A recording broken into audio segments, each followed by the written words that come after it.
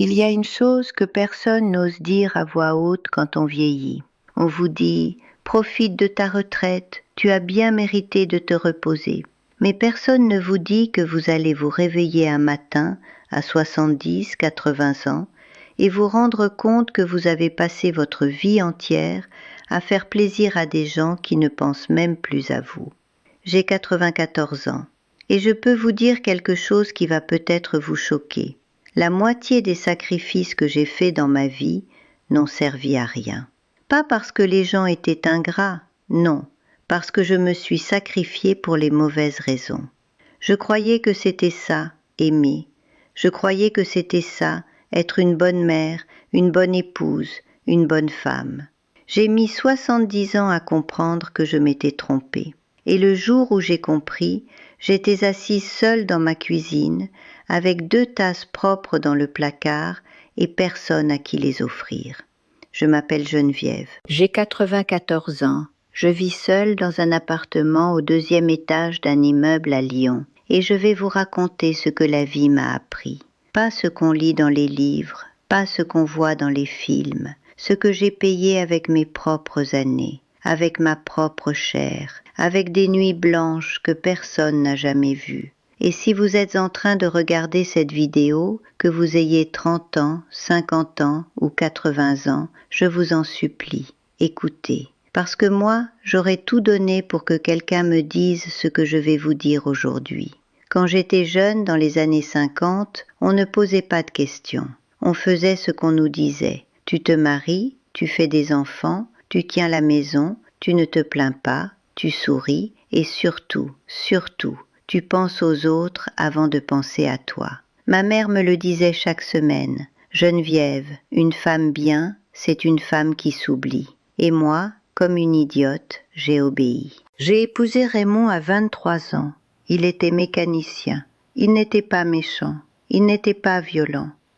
Mais il n'était pas là non plus. Je veux dire, physiquement il était là, assis à table, assis devant la télé, couché dans le lit. Mais il ne me voyait pas. J'étais un meuble dans sa vie, un meuble utile. Je repassais ses chemises, je préparais son dîner, je nettoyais la maison. Et quand il rentrait le soir, il ne me disait jamais merci. Pas une seule fois en 42 ans de mariage, pas une seule fois. Et vous savez ce que je faisais ? Je trouvais ça normal. Je me disais, c'est comme ça les hommes. Je me disais, au moins il ne boit pas, au moins il travaille. Comme si le minimum était un cadeau. Comme si le fait de ne pas être maltraité était une forme d'amour. Honnêtement, quand j'y repense maintenant, j'ai envie de prendre la Geneviève de 25 ans par les épaules et de la secouer, de lui dire « Réveille-toi, tu es en train de disparaître ». Mais à l'époque, je ne savais même pas que j'étais en train de disparaître. Parce que tout le monde autour de moi faisait la même chose. Ma voisine, ma sœur, ma mère. On était toutes des fantômes dans nos propres maisons. On souriait, on cuisinait, on élevait les enfants. Et la nuit, quand tout le monde dormait, on pleurait sans bruit dans la salle de bain. Moi, j'avais un rêve. Je ne l'ai dit à personne pendant des décennies. Je voulais enseigner. Je voulais être institutrice. J'adorais lire. J'adorais les mots. J'écrivais dans un petit cahier rouge que je cachais sous le matelas, comme si c'était un crime. Des poèmes, des histoires, des lettres à des gens que j'inventais. C'était mon monde, le seul endroit où j'existais vraiment. Et un jour, j'ai eu le courage d'en parler à Raymond. C'était en 1967. Les enfants avaient 6 et 8 ans. J'ai dit « Raymond, je voudrais reprendre des études, peut-être passer un diplôme, peut-être enseigner un jour. » Il n'a même pas levé les yeux de son journal. Il a dit « Et qui va s'occuper des petits ?» C'est tout. 7 mots. Et ces 7 mots ont tué mon rêve. Pas parce qu'ils étaient cruels, parce que je les ai acceptés. J'ai rangé mon cahier rouge dans un tiroir. J'ai refermé ce tiroir. Et je ne l'ai pas rouvert pendant 30 ans. 30 ans, vous imaginez ? 30 ans de silence à l'intérieur de soi-même. C'est long 30 ans. C'est suffisant pour oublier qui on est. Et c'est exactement ce qui m'est arrivé. J'ai oublié Geneviève.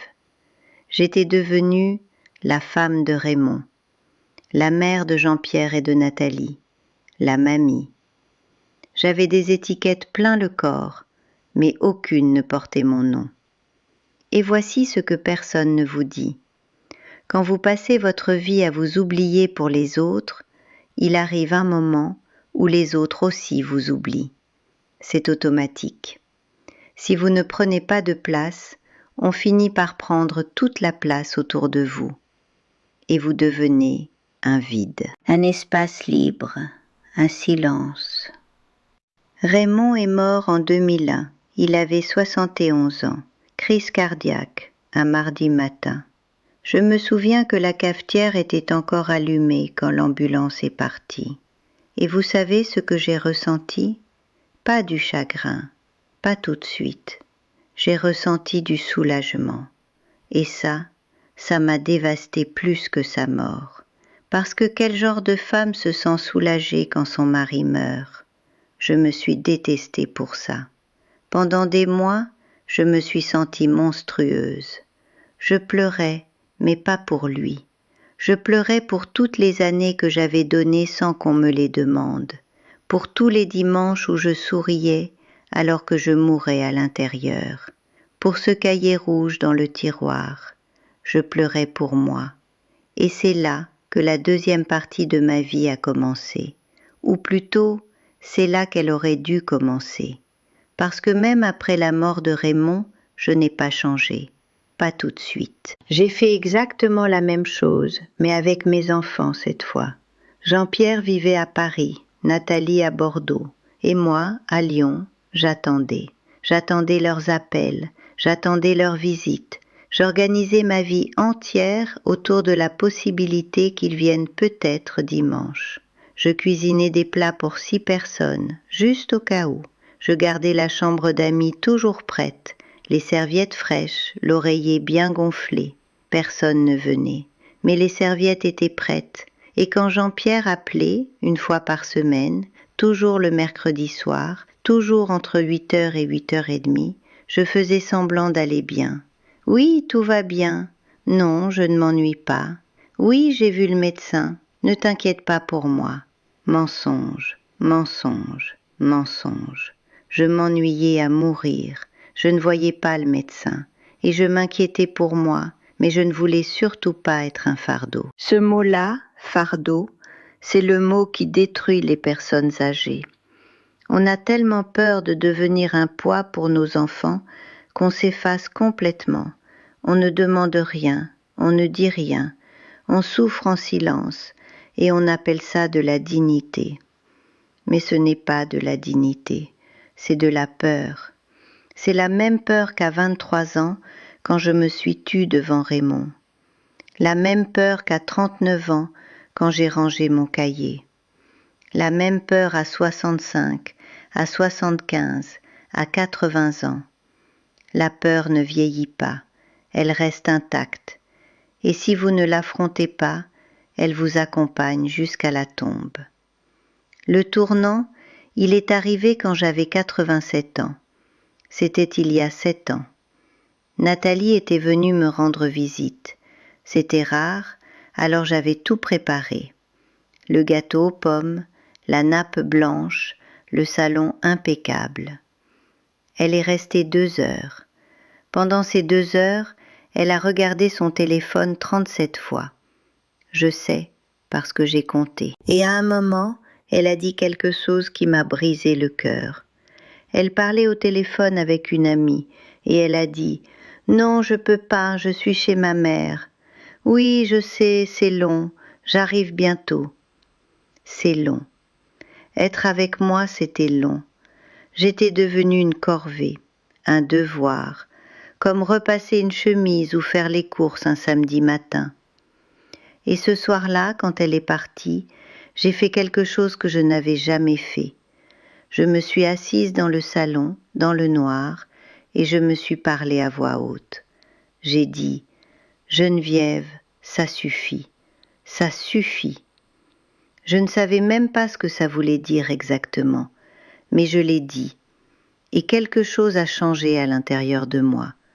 Pas un déclic spectaculaire, pas un feu d'artifice, plutôt un glissement, comme quand la glace fond au printemps, doucement, lentement, mais sûrement. Le lendemain matin, j'ai ouvert le tiroir, le fameux tiroir. Mon cahier rouge n'y était plus. Il avait disparu dans un déménagement, probablement, il y a des années. Mais j'en ai acheté un nouveau, un cahier bleu cette fois, et j'ai recommencé à écrire, à 87 ans. Mes mains tremblaient, mon écriture ressemblait à celle d'un enfant de 6 ans, mais les mots étaient là. Ils étaient restés en moi pendant 60 ans, ils attendaient. Et voici la leçon que j'ai mis 70 ans à comprendre. Écoutez bien, parce que c'est la chose la plus importante que je dirai jamais. Vous ne pouvez pas aimer les autres si vous avez abandonné la personne que vous êtes. Ça semble simple dit comme ça, peut-être même que ça semble banal, mais vivez-le pendant 70 ans et vous verrez que ce n'est ni simple ni banal. Quand vous vous oubliez, vous ne devenez pas généreux, vous devenez vide. Et les gens ne peuvent pas aimer quelqu'un de vide. Ils peuvent avoir besoin de vous, oui, ils peuvent s'appuyer sur vous, mais ils ne vous aiment pas vraiment, parce qu'il n'y a plus rien à aimer. Vous avez tout donné, il ne reste que la coquille. Et c'est pour ça que ma fille trouvait le temps long avec moi, parce que je n'avais rien à raconter, pas de passion, pas de projet, pas de flamme. J'étais un miroir éteint. Je reflétais les vies des autres, mais la mienne n'existait plus. Et ça, c'est la chose la plus triste qu'une personne puisse devenir. Non pas invisible aux yeux des autres, invisible à ses propres yeux. Si cette histoire vous parle, si vous ressentez quelque chose en ce moment, laissez-moi un commentaire, même un mot, même juste « je comprends ». Parce que le silence, c'est ce qui nous détruit. Et abonnez-vous si vous avez besoin d'entendre qu'il n'est jamais trop tard. Jamais. Depuis ce jour, depuis ce cahier bleu, j'ai changé des choses. Pas des choses spectaculaires. Je ne suis pas partie faire le tour du monde. Je ne me suis pas inscrite à l'université. Mais j'ai fait des choses qui comptent. J'ai commencé à dire non. Ça paraît ridicule dit comme ça, dire non à 87 ans. Mais toute ma vie j'avais dit oui. Oui à Raymond, oui aux enfants, oui aux voisins, oui à tout le monde, sauf à moi. La première fois que j'ai dit non, c'était à Jean-Pierre. Il voulait que je vende l'appartement pour aller en résidence. Pour ta sécurité, maman. Ce n'était pas pour ma sécurité, c'était pour sa tranquillité. Et pour la première fois de ma vie, j'ai dit « Non, Jean-Pierre, je reste chez moi, c'est ma vie ». Il y a eu un silence au téléphone, un long silence. Et puis il a dit « D'accord, maman, d'accord ». Il ne s'est pas effondré. Le monde ne s'est pas arrêté de tourner. Et moi, j'ai raccroché le téléphone et j'ai souri. Un vrai sourire. Pas un sourire de façade.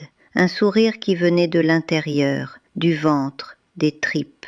Ça faisait une éternité que je n'avais pas souri comme ça. Après ça, j'ai fait d'autres choses. J'ai rejoint un groupe de lecture à la bibliothèque du quartier. J'étais la plus vieille, évidemment. Il y avait une femme de 70 ans qui me regardait comme si j'étais une curiosité de musée. Mais j'y suis allée, chaque jeudi matin. Et quand on m'a demandé de lire un passage à voix haute, j'ai lu. Ma voix tremblait, mes lunettes glissaient sur mon nez, mais j'ai lu.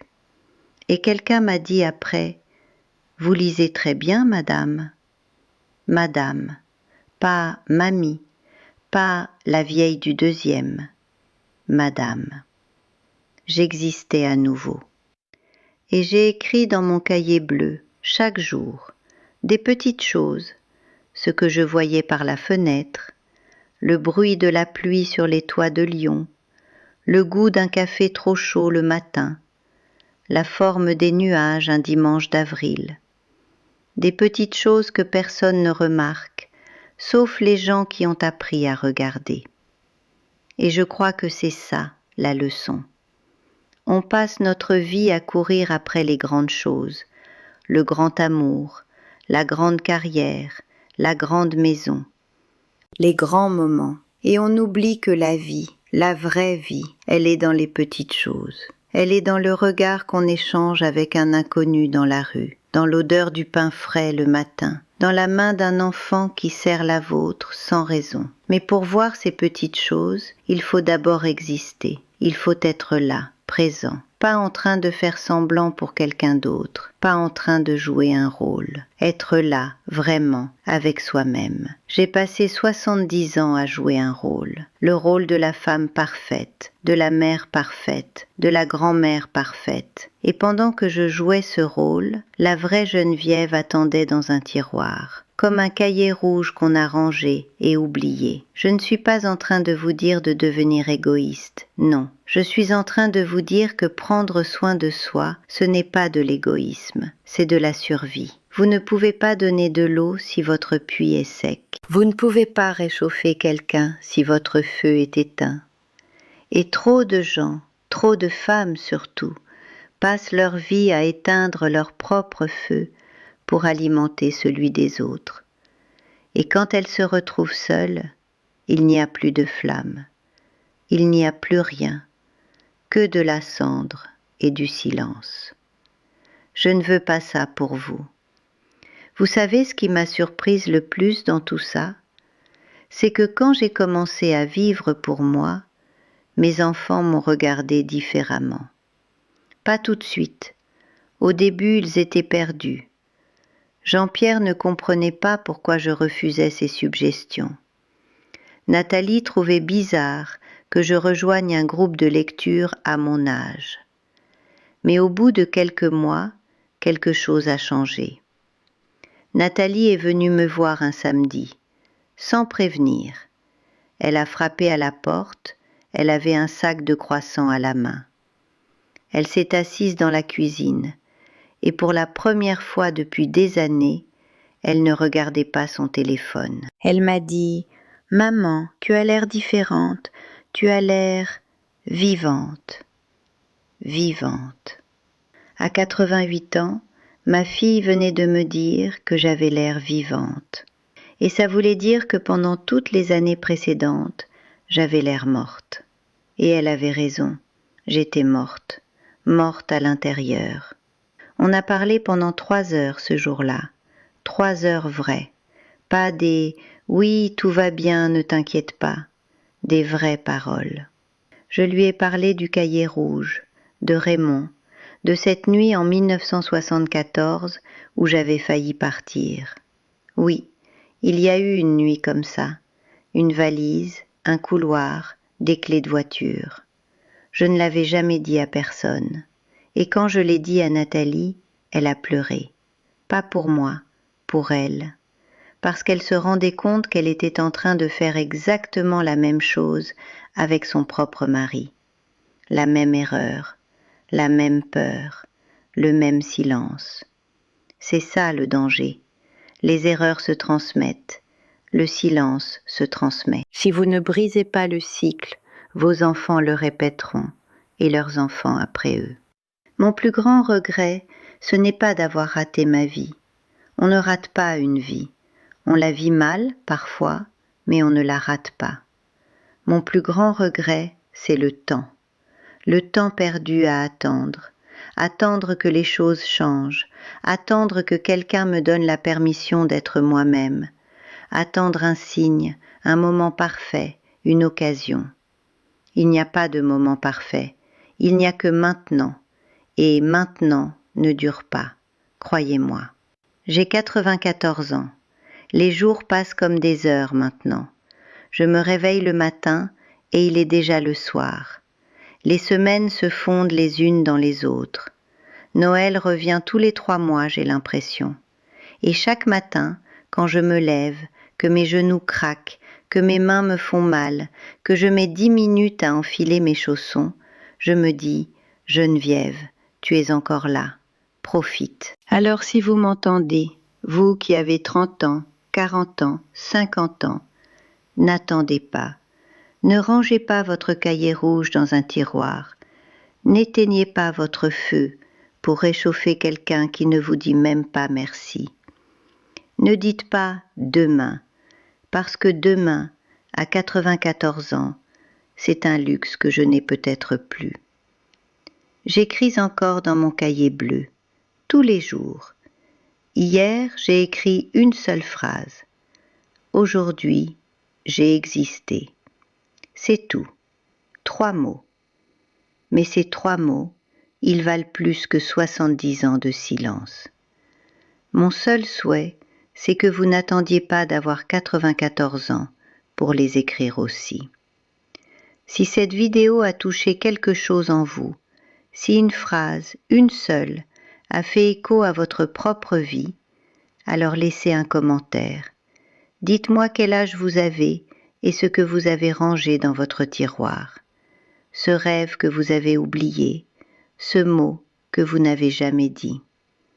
Abonnez-vous, parce que les histoires comme la mienne, personne ne les raconte. Et elles ont besoin d'être entendues. Il n'est pas trop tard, il n'est jamais trop tard. Tant que vous respirez, vous pouvez commencer.